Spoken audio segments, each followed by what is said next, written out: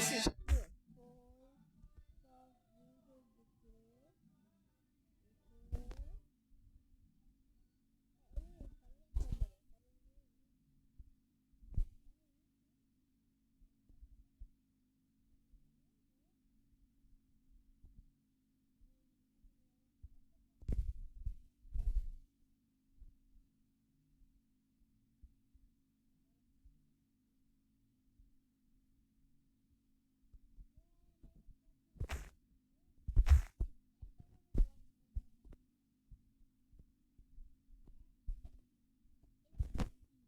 Público infantil, mas mesmo esses longas têm coisas que só os adultos são capazes de notar. Será que você tá preparado para descobrir esses detalhes que os mais novos não conseguiriam perceber? Se tem uma produção da Disney que se encaixa nesse tema é Zootopia. Ela sabe como divertir as crianças, mas só as piadas mais óbvias foram feitas para elas. Tem uma cena que mostra a Judy mexendo em seu MP3, que conta com uma lista de várias bandas e músicos. À primeira vista, pode até parecer que os artistas e os grupos foram completamente inventados para o filme. Isso é quase verdade. Os nomes de fato são inventados, mas eles fazem referência a cantores e bandas da realidade. E Ana Gomes é a Selena Gomez. Guns N' Roses é a banda Guns N' Roses. Foo Fighters é a banda Foo Fighters. E por aí vai. Quando vemos as músicas listadas no MP3, a gente percebe que elas seguem esse mesmo estilo, como a Let It Go, uma piada com Let It Go de Frozen. Essas piadas de Zootopia estão em outro nível de genialidade, não é?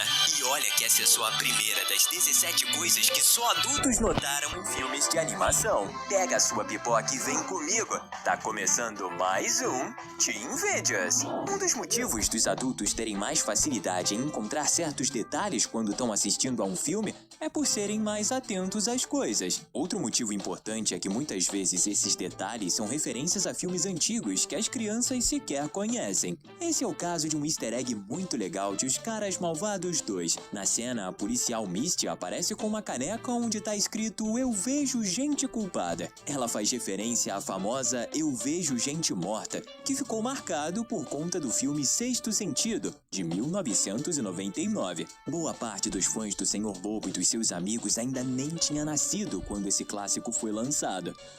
I see dead people. A franquia Meu Malvado Favorito também adora esse tipo de detalhe, que é provado pelo segundo filme. Nele tem uma cena em que um Minion dança enquanto utiliza um chapéu feito de frutas. Isso pode parecer uma piada boba, e é mesmo, mas não só isso. Ele tá fazendo uma imitação da Carmen Miranda, uma cantora brasileira que fez muito sucesso em todo o mundo. Entre as décadas de 1930 e 1950, ela tinha uma forte identidade visual, sendo conhecida por vestir um chapéu de frutas. Claro que poucas crianças perceberam essa referência, porque ela é uma artista bem antiga. Em Zootopia ocorre um caso semelhante com o personagem Sr. Big. O pequeno mafioso é muito engraçado por si só, mas tudo melhora quando você sabe que ele é uma paródia do Don Corleone, de O Poderoso Chefão. Ele tem todos os trejeitos e o jeito de falar do personagem, de modo que qualquer um que tenha visto uma única cena do Don Corleone percebe a referência. Só que a trilogia de O Poderoso Chefão começou em 1972 e terminou em 1990. Então os fãs mais jovens de Zootopia nunca chegaram a assistir nenhum desses filmes. Chegou a hora de falar novamente de Os Caras Malvados 2, porque tem outra cena dessa animação que traz um detalhe que pouquíssimos conseguiram perceber.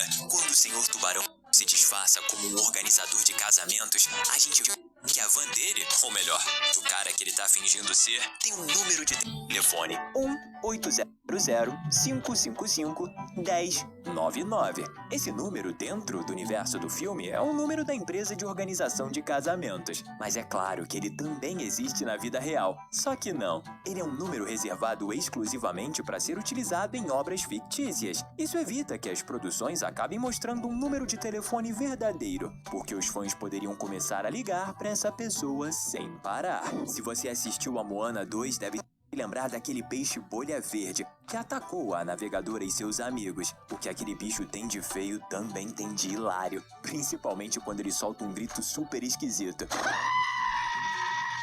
Mas é aí que tá, esse grito não é original do filme. Na verdade, ele é de um meme muito famoso, em que uma cabra solta e se berra. A produção só pegou o áudio do vídeo e colocou na cena pra fazer graça. E como esse meme já é bem antigo, poucos fãs o reconheceram. Mas e aí, você também gosta de filmes da Moana e espera ansiosamente por uma sequência? Caso sim, comenta aqui embaixo #Moana. Por falar nessa personagem, é bacana a gente lembrar que a única coisa que a Disney gosta mais do que fazer referências a outras obras é fazer referências a outras obras que também são da própria Disney. Zootopia de novo tá aqui pra dar o exemplo. Quando um carro aparece de relance, é possível notar que tem um anzol desenhado nele. E não é um qualquer, mas sim aquele que o Maui utiliza pra se transformar em animais. O mais engraçado é que Zootopia foi lançado antes de Moana, mas a diferença foi só de alguns meses. O filme da navegadora já estava em produção, então esse easter egg foi 100% proposital. Outro easter egg incrível dessa produção acontece quando os personagens passam por um cinema. Um dos filmes que vai passar lá se chama Star Trunk, que definitivamente é a versão desse mundo de Star Trek, uma franquia clássica sobre viagem espacial que marcou a infância de muita gente, principalmente quem foi criança entre as décadas de 1960 e 1980. Zootopia de fato não mede esforços quando o assunto é fazer easter eggs que o público-alvo do filme sequer tem a idade pra entender. Mas esse é só um dos motivos da produção ser tão incrível. Divertidamente 2 também segue essa mesma vibe. Se você duvida, é só lembrar da cena da fábrica de Pânico da Ansiedade, onde pensamentos ruins são fabricados. A cena é praticamente idêntica a um comercial antigo da Apple, lançado nos anos 80, que por sua vez é uma referência ao livro 1984, que fala sobre uma sociedade extremamente autoritária. Isso combina perfeitamente com o que a ansiedade estava se tornando durante o filme. Algo muito legal em Divertidamente 2 é que, além das novas emoções, outros personagens que fazem parte da cabecinha da Riley foram introduzidos. Um deles é o Lance Slashblade, um personagem de videogame que já foi a paixão secreta da Riley. O que muitos não percebem é que ele se parece muito com um personagem de um jogo real, o Cloud de Final Fantasy. Os dois têm um visual inspirado em animes, carregam uma espada gigante e fazem a mesma pose em que a espada fica apoiada no ombro, o que é bem perigoso se a gente parar pra pensar. A gente já falou sobre a vez em que o Minion fez homenagem a Carmen Miranda, mas por incrível que pareça, essa não foi a única vez em que um artista famoso foi homenageado. Eu tô fortinho, hein? Tá tudo bem? Com uma referência pelas criaturinhas amarelas. Em Minions 2, os servos do Gru se tornam mestres do Kung Fu e recebem macacões amarelos. Essas duas informações estão conectadas, porque os macacões amarelos são iguais ao macacão utilizado pelo Bruce Lee, um dos maiores artistas marciais que já existiu. Ele utilizou essa roupa no filme Jogo da Morte, e inclusive essa roupa apareceu como homenagem em diferentes obras, como por exemplo no filme Kill Bill. Voltando pro início da franquia Meu Malvado Favorito, tem um detalhe na casa do Gru que a gente pode ver desde o primeiro filme. O vilão tem alguns quadros bem importantes, como Mona Lisa de Leonardo da Vinci e A Noite Estrelada, obra de Vincent van Gogh. Se estivéssemos falando de qualquer outro personagem, seria normal imaginar que esses quadros são apenas réplicas dos originais. Só que a gente tá falando do Gru, aquele que já foi um dos maiores vilões que o mundo já viu. Ele com certeza roubou os quadros originais e os deixou em casa, como se não fossem nada. Enquanto isso, a única coisa que a gente quer roubar de você é o seu tédio.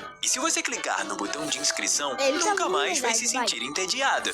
Tá esperando o quê? Óbvio que em um vídeo como esse não tinha como Shrek ficar de fora, porque os filmes do Ogro são conhecidos por colocar detalhes que só os mais velhos conseguem perceber. Tipo naquela cena bem engraçada do primeiro filme em que o burro começa a voar. Ele só começou a fazer isso depois de ser atingido por um pó mágico. E isso veio de uma fada presa dentro de uma jaulinha. Essa jaulinha, por sua vez, estava sendo segurada por um garoto com roupas verdes. Se você ainda não entendeu onde a gente está querendo chegar, esse menino era o Peter Pan, e a fada na jaula era a sua amiga, Sininho. Só que o fato dela estar presa numa jaula é um mau sinal, porque significa que o Peter Pan prendeu a Sininho para entregá-la ao Lord Farquaad. Se você ainda não entendeu o motivo disso ser tão ruim, outro easter egg desse filme vai te explicar. O Lord Farquaad tem um tapete feito de pele de urso, mas esse urso tem um laço rosa. Isso porque, na realidade, o tapete dele foi feito com a pele da mamãe ursa. Sabe a mesma história da Caixinhos Dourados e os Três Ursos? Ela tinha aparecido mais cedo, viva e presa em uma jaula. E o seu destino não foi nada legal. Isso é meio macabro, não é? O pior pior é que é algo deixado nas entrelinhas, por isso muitos nem percebem. É melhor a gente falar de um detalhe um pouco mais bobo para não ficarmos deprimidos. Sorte a nossa que Moana pode nos ajudar com isso. No primeiro filme da navegadora mais destemida da Disney, ela e o Maui confrontam o Tamatoa, um caranguejo gigante que carrega várias relíquias em suas costas. Só que o anzol mágico do Maui não era o único artefato mágico que ele estava carregando. Na verdade, um dos objetos no meio daquele tanto de ouro é a lâmpada mágica do filme Aladdin. Minions 2 é cheio desses detalhes feitos mais pros adultos do que pras crianças, principalmente pelo fato do longa se passar nos anos 70, época em que muitos daqueles que hoje são velhos eram só crianças. Além disso, também foi a época em que muitos clássicos chegaram ao cinema. Um exemplo? O filme Tubarão, que inclusive aparece em cartaz durante Minions 2. E olha que essa produção tá longe de ser para crianças. Falando nisso, os próprios Minions só existem por conta de um filme dos anos 70, no caso, A Fantástica Fábrica de Chocolate. Se você já assistiu ao longo ou ao menos ouviu falar, deve saber o motivo, já que ele conta com a presença de um grupo de homenzinhos que fazem tudo que o Willy Wonka pede. Os Minions? Não, os Umpa-Lumpas. Os próprios criadores dos Servos do Gru admitiram a inspiração, o que significa que a gente pode considerar os Minions como referências ambulantes. Quer continuar com essa diversão toda? É só clicar em um dos 2 vídeos que a gente deixou na sua tela. Valeu e até a próxima!